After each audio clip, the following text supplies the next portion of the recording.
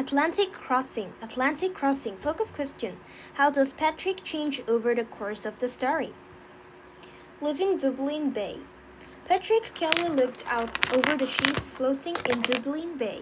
Below him, he saw hundreds of people crowding the docks, looking for space on one of the ships bound for America. The year was 1846, and many Irish people, most of whom were farmers, were starving. For the past 2 years, Ireland's potato crop had failed due to disease, resulting in a great famine. To avoid starvation, Irish families like Patrick's brought passage on ships of all sizes sailing to the United States and Canada. The journey was dangerous, but the promise of a better life in America, where there was more land to farm and no diseases destroying the crops, drew many to the harbor. Patrick heard his father talk of jobs in big cities like New York and Boston. His father, who was a blacksmith, hoped to find a job working his craft in New York, which had thousands of horses to pull carriages and wagons through the streets. For that much work, Patrick's father was ready to leave Ireland. Patrick knew his family was suffering, and he knew that America might offer a better life. Yet Patrick did not want to leave Dublin. This was his home. He did not want to leave his friends, despite the food shortage, and he did not want to leave Dublin Bay, his favorite place. He often sat on the shore overlooking the bay during storms and felt the sea spray in his face, and he would listen to the stories of the suntanned sailors returning from journeys all around the world. Patrick wanted to be a sailor in the warm South Pacific Ocean. He did not want to be a crowded passenger aboard an immigrant ship crossing the cold Atlantic. So, Patrick sat on the docks by himself, angry with his family, mostly his father, for making him leave. He shaded his eyes from the setting sun on the horizon and looked for the tall mast of the Donegal, the ship that would take his family to America the following morning. He spotted the Donegal a little farther down the docks. It was easy to pick out because it was larger than most of the other ships. He could see the name painted in gold letters across the stern of the ship as it gently bobbed in the water. Patrick glared at the massive boat, wishing it would sink to the bottom of Dublin Bay. He shut his eyes, closing out the sight. Promise of a better life. By the time Patrick finally decided to go home, it had grown dark. Patrick lived on the edge of Dublin, where his house was connected to his father's large blacksmith barn and shop. After he left the edge of the water, which reflected the oil lamps along the docks and the faint moonlight above, the streets and alleyways leading home were so dark that he could see just a short way ahead.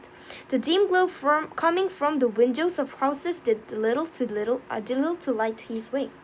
After a few blocks, Patrick noticed footsteps behind him. The streets were usually deserted after dark. Patrick wondered who might be out tonight. The footsteps drew closer and closer, and as he listened, Patrick detected a strange metallic clicking along with the footsteps. Frightened, Patrick kept his head down and began walking faster. Another block later, the steps and the clicking got closer still. Frantically, Patrick tried to remember an alleyway or doorway he could duck into to get away from his stranger following him. Suddenly, Patrick felt a small jab on the top of his shoulder. His blood froze in terror. "Excuse me, young man," he heard behind him. Patrick stood still, afraid to turn around. "Young man, I say, where are you off to? I noticed you eyeing the Donegal down at the docks." Still frightened, Patrick slowly turned around. Standing over him glared an older man with a silver beard glowing on the lamplight and a military sword in his right hand. "Who are you?" Patrick asked, trying to sound confident. "I am First Mate Thomas O'Brien, an officer on the Donegal at your service," he answered in a serious tone. "The Donegal?" Patrick repeated. "My family and I are sailing on the Donegal tomorrow." "Oh, very good," O'Brien answered. "She's a fine ship, and the sailing conditions are better than most other ships these days."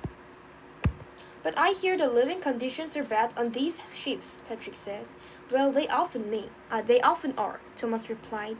"Some ships were worse than others. Unfortunately, conditions usually depend upon how much money a family can spend on their fare. Yeah, I know, Patrick interrupted.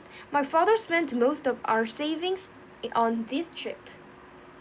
Your family will travel on a ship with a record for bringing its passengers safely to America, even though the journey will still be difficult and uncomfortable, O'Brien said. The Atlantic is a huge ocean and the weather can be dangerous on the open sea. Patrick thought about this for a moment. I can't remember the last time I wasn't going to bed feeling hungry. I don't want to live like that much longer. Exactly, Thomas responded. In an emergency, people must make difficult choices to make life better. But listen to me, young man. I've seen America many times, and I think that a better life is waiting for you and your family. You will have to work very hard, but if you do, there should be no limit to what you can accomplish. Yes, sir. That's what my dad keeps telling me. Maybe he's right, Patrick admitted. Of course he's right, son, Thomas answered. He then looked back toward the harbor. Well, young man, it's getting late. You should be off to bed. After all, this may be the last peaceful night's sleep you'll have for several weeks, he said with a wink. Okay, sir. Thank you for the advice. Maybe I'll see you on the ship, Patrick said as he turned to go home. Stormy seas. A week later, Patrick and his family were well on their way to America aboard the Donegal. All hands on deck! All hands on deck! Patrick heard from above. In the darkness below decks, Patrick heard his sister groaning. She had been sick for 3 days, like many of the people on the ship. After several days of calm seas sailing from Dublin, the Donegal had run into a violent storm. On the first day of the storm, Patrick watched from the deck with excitement as giant walls of water would swell and approach the ship. Patrick's stomach would rise in his throat as the Donegal climbed, hovered for one awful second at the crest of the wave, then crashed down the far side of the wave in a great rush. This was exciting, but the storm was getting stronger, and the constant rising and falling of the ship was churning the stomachs of the passengers, many of whom, like Patrick's sister, became seasick. All hands on deck! We must lower these sails, boys. Patrick heard these commands again from above. He knew that hence only meant the sailors, not any of the passengers, but he felt he couldn't stand staying below in the darkness one more moment. He desperately wanted to see the sailors handling the stormy conditions. So, when no one was looking, Patrick burst up the main hatch and into the howling wind and freezing spray. The deck of the ship was windily confusing. Sailors running around, officers barking orders, sails flapping in the wind, and white ocean spray crashing over the rails of the ship. Captain, one of the sails has wrapped itself around the upper yardarm. Patrick heard a sailor yell out to the captain. Well, send someone up there to untangle it. We need that sail down before the wind tears it, the captain thundered. We can't, sir, the sailor replied. The yardarm has been damaged in the wind and can't support a sailor's weight. We would need someone much smaller. The sailors hadn't noticed Patrick yet, but as he heard this, he only needed to think about what they said for a moment. Excuse me, sir, he said as he tugged on the captain's coat. The captain turned quickly and, seeing Patrick, yelled, You boy, what are you doing above deck? Get yourself below with the other passengers. But, sir, Patrick protested, I can't climb the mast and untangle the sail. What, you? What makes you think you could do this? It's howling out here. These are no conditions for a passenger. It's really no problem, sir. I've grown up along the coast all my life. The wind doesn't bother me, and I have to climb in the rafters of my father's blacksmith burn every day to hang up his tools. Patrick said this with as much confidence as could fake, but the wild wind and water frightened him. He didn't dare to actually look up at the mast. Before the captain could answer, another sailor interrupted them. Sir, you must do something quickly. The sail is beginning to tear. The captain looked out over the stormy sea. They leaned down and grabbed Patrick by the shoulders. All right, lad. Be careful, climb slowly, and do not look down. Just concentrate on the mast ahead of you. You can do this. Now up you go. Climbing the mast wasn't scary for Patrick at first, as long as he just looked straight ahead. Halfway up, However, Patrick was unable to resist temptation and, holding tightly to the mast, he looked out and below him.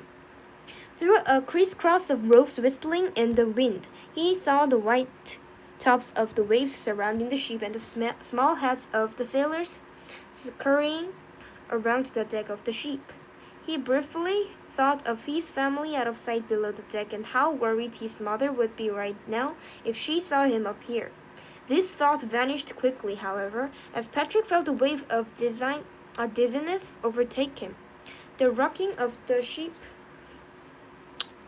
on the waves were twice as strong up on the mast, and seeing all the waves around him made his head spin. Fighting against the dizziness, Patrick focused on the mast in front of him. His head quickly cleared, and he climbed the rest of the way up the mast. At the top, he could see the crack in the wood of the yardarm, but it didn't look very large, so he knew if he took care, he would be okay. Looking out, he could see the top of the sail flapping in the wind and the clip he needed to unhook to lower the sail. Okay, he said to himself. Here goes. Carefully reaching out from the mast, Patrick stretched his hand toward the clip. Glancing down for a moment, he could see the faces of the captain and crew looking up at him from below. Stretching a bit farther, feeling the mast sway dangerously under him, he caught hold of the clip, tugging with all of the strength he could find in his awkward position. He felt the clip give way and the sail dropped below him. A cheer rose from the sailors below, and the captain happily waved at him to come back down the mast. Arriving in America. 3 weeks later, Patrick stood on the deck on the Donegal with his family. Before them, the buildings of New York City came into view. At last, they had made it to America. On the docks, Patrick could see the activity as other ships were unloading from their own ocean journeys. Patrick could feel the energy and bustle of this new, growing city, so different from the centuries-old calmness of Dublin. Why, Patrick, my boy? He heard a familiar voice behind him. It was first mate Thomas O'Brien, whom he had not seen for several days. Thomas came up to Patrick and put his hand on Patrick's shoulder. Looking at Patrick's father, Thomas said, "You know, Mr. Kelly, none of us would be here in New York right now if it weren't for your son here." He looked down at Patrick and gave his shoulder a friendly shake. What he did up on that mast in the storm was quite courageous, quite remarkable. "Thank you, sir," Patrick said, a little bit embarrassed. "Well, we're all very proud of Patrick," Mr. Kelly said, looking fondly at his son. "And we are also very thankful to you and the rest of the crew of the Donegal," he continued. "Thanks to you, my family now has a chance for a new life, a better life here in America." "I wish you all the luck in the world," Thomas answered. "And Patrick, I hope to see you at the harbor whenever the Donegal is in port. You have the makings of a fine sailor, and you're welcome on the deck of his ship any time." Patrick smiled excitedly at this invitation and imagined his future, sailing the oceans of the world, but always returning to his family